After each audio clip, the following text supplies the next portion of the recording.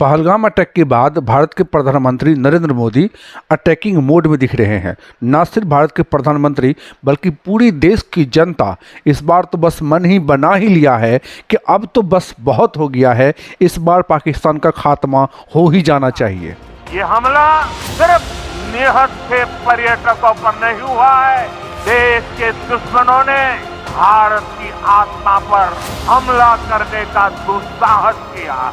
कुछ चंद आतंकवादी पाकिस्तान से जंगल के रास्ते भारत की सरहद के अंदर घुस जाते हैं और पहलगाम जैसे सैलानी वाले जगह पर हमारे निहत्थे लोगों की जान ले लेते हैं।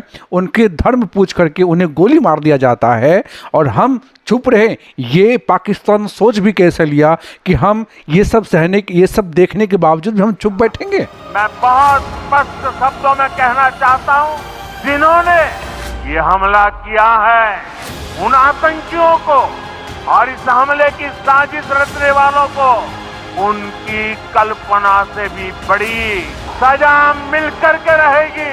आज हम इस वीडियो में बात करने की कोशिश करेंगे कि किस तरह से भारत पाकिस्तान को चारों तरफ से घेरने की बात कर रहे हैं, किस तरह से उन्हें भूखा नंगा तरपाने की बात कर रहे हैं। इस चीज़ को समझने के लिए आज हम 4-5 चीज़ों के ऊपर बात करेंगे। अरब सागर के ऊपर आज हम बात करेंगे, बलूचिस्तान के ऊपर बात करेंगे, पीओके के ऊपर बात करेंगे और बिहार के धरती से किस तरह से प्रधानमंत्री नरेंद्र मोदी पूरे विश्व को संदेश देने की कोशिश कर रहे हैं, उसके ऊपर भी हम बात करेंगे। सबसे पहले हम अरब सागर के बारे में बात करते हैं कि अरब सागर में हमारे INS विक्रांत को तैनात कर दिया गया है और INS विक्रांत एक ऐसा हमारा हथियार है, एक ऐसा जहाज है जो दुश्मनों के घर में घुसकर मारने के लिए जाना जाता है। और साथ ही जो INS सूरत है उसके ऊपर टेस्टिंग भी आज हो गई है, बहुत सारी मिसाइल्स भी आज दागे गए हैं, टेस्ट किए गए हैं और ये समझने की कोशिश किया जा रहा है कि पाकिस्तान को अभी सीधा इशारा किया जा रहा है कि बेटा तू तैयार हो जाए, क्योंकि हम पीठ के पीछे वार नहीं करेंगे, हम तुम्हें बता के वार करेंगे, तुम्हारे सीने पे वार करेंगे। INS सूरत की सबसे बड़ी खास बात यह है कि उसे कोई रडार भी ट्रैक नहीं कर सकते हैं, यानी घर में घुसकर मारने की क्षमता रखते हैं। उसके साथ साथ जो हमारे INS कोलकाता है और INS विशाखापत्तनम है उसे भी हम तैनात कर रहे हैं अरब सागर में। पूरी तरह से जो पाकिस्तान का सप्लाई चैन है जो कि अरब सागर से होकर के जाता है, जो क्रूड ऑयल है, फ्यूल है, अभी आप देखोगे कि पाकिस्तान में सिर्फ 9 दिन की पेट्रोलियम बचा हुआ है। अगर हम अरब सागर से उनकी सप्लाई चेन को काट देते हैं तो उनका जो पेट्रोलियम का सप्लाई है बिल्कुल ख़त्म हो जाएगा और वो बिलबिलाने लगेगा, इधर उधर से जाके भीख मांगेगा, भैया कोई मुझे पेट्रोल दे दो, कोई मुझे डीजल दे दो, मेरे गाड़ी में पेट्रोल भी नहीं मिल रहा है, पेट्रोल पंप पे पेट्रोल ख़त्म हो रहा है। उनको सबक सिखाया जाएगा। जब बिहार की धरती पर आज प्रधानमंत्री मोदी पहुंचते हैं तो वहां से साफ साफ ऐलान करते हैं कि पहलगाम में जिन आतंकवादियों ने ये दुस्साहस करने की कोशिश किया है, धरती के छोर तक उसे चुन चुन कर मारेंगे। From the soil of Bihar, I say to the whole world, India will identify, track and punish every terrorist and their backers. We will pursue them to the ends of the earth. और अब वो समय आ गया है कि जब इन आतंकवादियों का बिल्कुल पूरी तरह से खात्मा होना चाहिए। और साथ ही साथ उन्होंने ये भी बोला है कि आतंकवादी के कल्पना से भी, जितना उन्होंने कल्पना में सोचा भी नहीं होगा, उससे भी बदतर हालत करेंगे उसका। देश के दुश्मनों ने भारत की आत्मा पर हमला करने का दुस्साहस किया। मैं बहुत स्पष्ट शब्दों में कहना चाहता हूं, जिन्होंने ये हमला किया है उन आतंकियों को और इस हमले की साजिश रचने वालों को उनकी कल्पना से भी बड़ी सजा मिलकर के रहेगी। एक बहुत बड़े स्टेज से उन्होंने इस बात को रखा है और मुझे उम्मीद है कि जो पाकिस्तान में बैठे छुपे आतंकवादी हैं उनके कान तक ये बात जरूर पहुंची होगी और वो अपने पैंट में सुसु कर रहे होंगे। इससे पहले भी जब भारत के अंदर जब उरी अटैक हुआ था, उस वक्त अगले ही दिन प्रधानमंत्री के एक रेलवे में एक प्रोग्राम था, वो प्रोग्राम उन्होंने नहीं हटाया था, प्रोग्राम उन्होंने कंटिन्यू किया था और उस वक्त भी उन्होंने बोला था कि पाकिस्तान को करारा जवाब मिलेगा।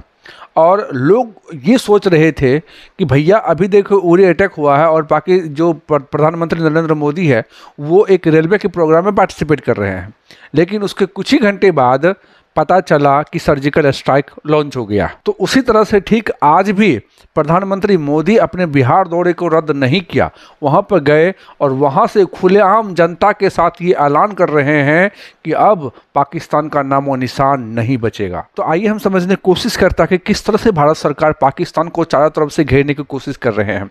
सबसे पहले तो मैंने आपको बात किया कि अरब सागर में अपने जितने भी INS है उसको तैनात कर दिया है भारत सरकार ने। दूसरा जो स्टेप लिया था वो कल ही लिया गया था भारत सरकार के द्वारा कि जो इंडस वाटर ट्रीटी थी 1960 की, उसको हमने सस्पेंड कर दिया गया, उसको हमने सस्पेंड कर दिया।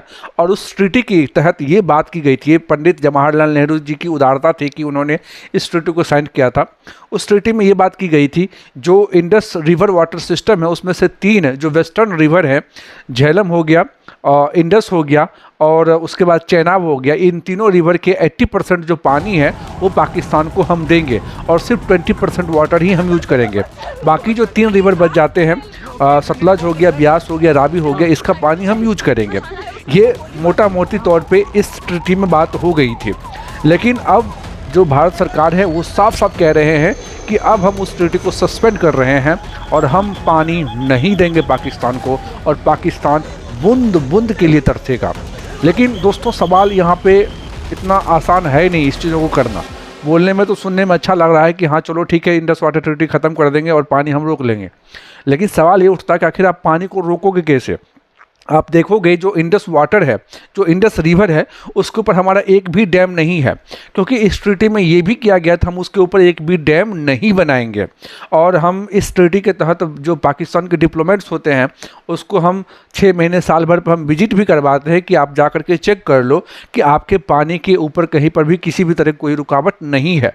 तो मोटा मोटी तौर पे देखा जाए तो जो इंडस वाटर है उसके ऊपर हमारा कोई भी डैम नहीं है। थोड़ा बहुत जो 20% वाटर रोकने की कोशिश कर रहे हैं वो है हमारे रिजर्वायर के थ्रू हम रोकते हैं, और अभी ऑलरेडी रिजर्वायर हमारा फुल चल रहा है। ताकि हम उस पानी को रोकेंगे कैसे? 2 दिन में तो डैम बन नहीं जाता, अगर हम डैम कंस्ट्रक्ट भी करेंगे तब भी उसमें काफ़ी टाइम लगेगा। तो ये एक लंबा प्रोसेस है और बहुत ही खर्चीला प्रोसेस है। तो बोलने में तो चलो ठीक लग रहा है कि हम पानी को रोके हैं, लेकिन आखिर रोकेंगे कैसे एक बहुत बड़ा सवाल है। आखिर भारत सरकार को सामने आना चाहिए और अपना जो प्लान है वो देश के सामने रखना चाहिए। आखिर आप पानी रोकोगे तो रोकोगे कैसे? लेकिन इतनी सी बात से पाकिस्तान तिलमिला उठा है। पाकिस्तान के जो लश्कर तैयबा के जो मुरीद थे उनका ये कहना है कि भैया अगर आप पानी रोकोगे तो फिर खून बहेगा दरिया में, अगर दरिया में पानी नहीं बहेगा तो दरिया में खून बहेगा और हम हिंदुस्तानियों की सांस रोकेंगे। तो तिलमिला उठा है, अब वो होश खो बैठा है कि आखिर हम क्या बोल रहे हैं और हमें क्या बोलना चाहिए उनको पता भी नहीं है। लेकिन दोस्तों इतना तो तय है कि इस बार बालाकोट और सर्जिकल स्ट्राइक से बहुत ही बढ़ के कुछ करने वाले हैं, कुछ बहुत बड़ा होने वाला है। और ये साफ साफ दिख भी रहा है कि किस तरह से जो भारत के जो गृह मंत्री हैं अमित शाह और जो हमारे जो फॉरेन मिनिस्टर्स हैं, किस तरह से वो देखिए एक से बढ़ के एक मीटिंग्स कर रहे हैं। अभी जो हमारे फॉरेन मिनिस्ट्री है वो किस तरह से लगभग 25 देशों के डिप्लोमेट्स को समन किया, बुलाया और उनको ब्रीफिंग किया गया कि देखिए किस तरह से पहलगाम में अटैक हुआ और हम क्या क्या करने वाले हैं। ब्रीफिंग किया गया उन लोगों के साथ, ताकि हम उनसे भी एक कंसेंसस बनाने की कोशिश कर रहे हैं कि जब हम ये करेंगे तो आप हमारे साथ में, आप हमारे सपोर्ट में खड़े रहना। दूसरी बात, हम अलग अलग पार्टियों को भी मिला करके, जो अमित शाह खुद कॉल करके जितने भी पार्टीज हैं उन सभी के बड़े बड़े लीडर्स को बुला करके मीटिंग करवाए हैं, मल्टी पार्टी मीटिंग हुई है। और उसमें भी यहाँ पे बताया गया है कि जो अमित शाह ने ये भी बताया कि देखिए जो पहलगाम में जो अटैक हुआ था वो एक बड़ी चूक थी, वो सरकार की तरफ से बहुत बड़ी चूक थी, उस चीज़ों को हम एक्सेप्ट करते हैं। और ये बात कहीं ना कहीं जो दूसरे पार्टी हैं जैसे राहुल गांधी जी हैं उन्होंने भी ये आवाज़ उठाई थी कि जब इतने सारे लोग आए थे तो हमारे पैरामिलिट्री फोर्स क्या कर रहे थे, आपने उसको तैनात क्यों नहीं किया था। तो अमित शाह का ये कहना है कि बेसिकली जो वहाँ के जो लोकल जो टूर गाइड हैं उन्होंने इस तरह के टूर स्टार्ट कर दिए बिना किसी पुलिस को इन्फॉर्म किए, बिना किसी गवर्नमेंट को इन्फॉर्म किया। 20 तारीख से ही ये लगभग टूरी एक्टिविटी हो रही थी और सरकार को इसके बारे में पता नहीं थी, और शायद इसी वजह से ये बहुत बड़ी चूक हो गई और इस तरह की घटना हो पाई। तो ये कहीं ना कहीं जो दूसरे पार्टी के लोग हैं, जो विपक्षी लोग हैं, उनको भी कहीं ना कहीं संतुष्ट करेगी और उम्मीद रखते हैं कि इसके ऊपर कोई राजनीति नहीं होगी। और इस वक्त इस मुश्किल की घड़ी में जितनी भी पार्टी हैं, जितने भी देश के लोग हैं, वो सब सरकार के साथ खड़े नजर आ रहे हैं। तो दोस्तों, यहाँ पे मेरा साफ ये कहना है कि बहुत बड़ा अभी प्लान चल रहा है और बहुत कुछ होने वाला है। और इस बार कुछ ऐसा होने वाला है कि पाकिस्तान की पैरों तले ज़मीन खिसकने वाली है। हम कहीं ना कहीं, हो सकता है कि हम कहीं न कहीं जो अरब सागर है वहाँ से हम INS को तैनात कर रहे हैं ताकि पाकिस्तान का टेंशन उधर चला जाए। और उधर हम, क्योंकि बार बार देखिए 11 साल हो गए हैं बीजेपी की सरकार को, बार बार राजनाथ सिंह भी POK के ऊपर बात कर रहे हैं कि POK हमारा है, हम इसे लेकर रहेंगे। और अब ये समय आ गया है कि आप अटैक करो और POK के अपने अंदर ले लो। जो पाकिस्तान ऑक्युपाइड कश्मीर है उसे भारत में मिलाने का समय आ गया है।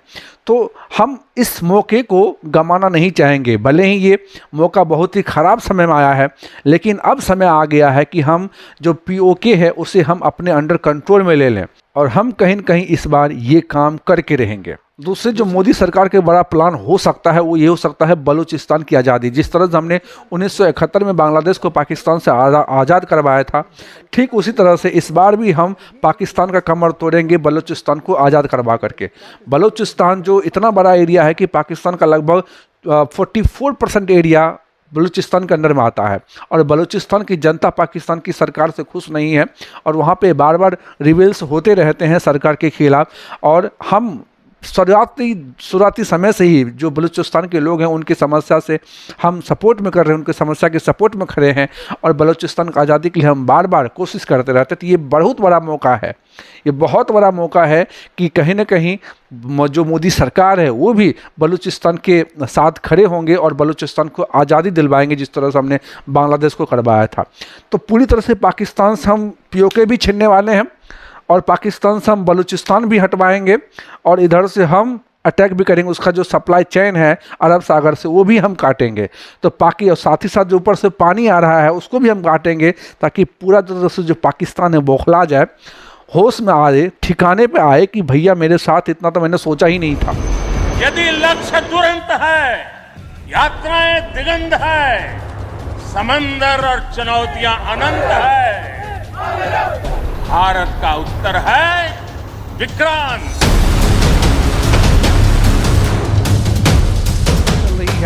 सारे पार्टी से कंसेंसस लिया जा रहा है, सारे देशों के साथ भी कंसेंसस लिया जाता है। यहाँ तक कि जो इजराइल के जो प्रधानमंत्री हैं नेतन्याहू, उनका भी कॉल आया था प्रधानमंत्री को, और उन्होंने कहा था कि हम जो भी आप डिसीजन लेंगे उसमें हम साथ खड़े हैं आपके। दोस्तों, बहुत बड़ा कुछ फेरबदल होने वाला है, बहुत बड़े डेवलपमेंट्स होने वाले हैं। आप सब ज़रूर नज़र बनाएं, और जैसे हमें कुछ अपडेट्स मिलती हैं हम आपके साथ ज़रूर रूबरू होंगे। और इतना तो उम्मीद है कि इस बार बहुत बड़ा होने वाला है, और जो उन्होंने पीठ पीछे खंजर भोंकने की कोशिश किया है उसका करारा जवाब मिलेगा। नमस्कार।